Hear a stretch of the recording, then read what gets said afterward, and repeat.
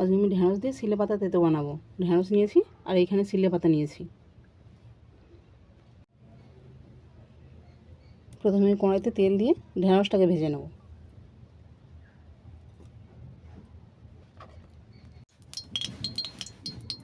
তেল গরম হয়ে গেছে, এরপর 5 ফোড়নটাকে দিয়ে দেবো।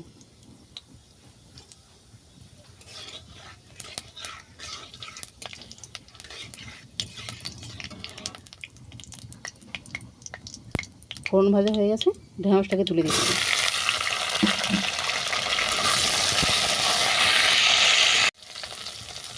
ঢ্যাঁড়সে দেবো স্বাদ মতো লবণ আর হলুদ গুঁড়ো।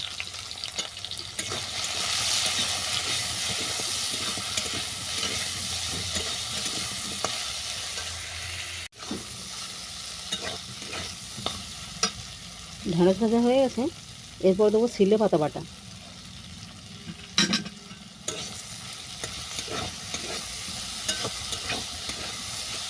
এটাকে আমি ভালো করে ভেজে নেব। ঢ্যাঁড়সটা আমার ভালো করে কষানো হয়ে গেছে, এরপর সেই পাতা বাটা জলটাকে আমি দিয়ে দেবো।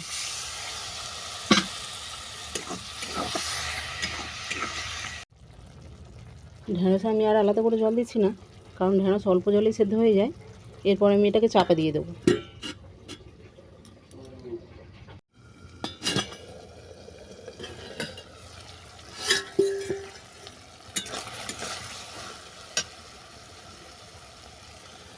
আচ্ছা, তেতো নামানোর আগে আমি সর্ষে বাটাটাকে দিয়ে দেবো।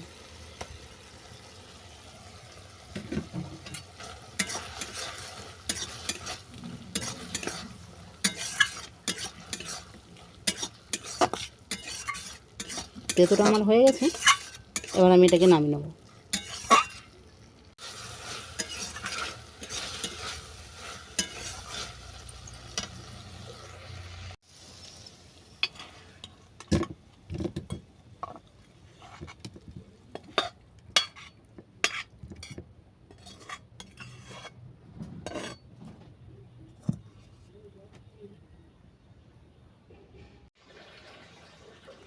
সিলে পাতার তেতো মুখের রুচি ফেরাতে এর জুড়ি মেলা ভার।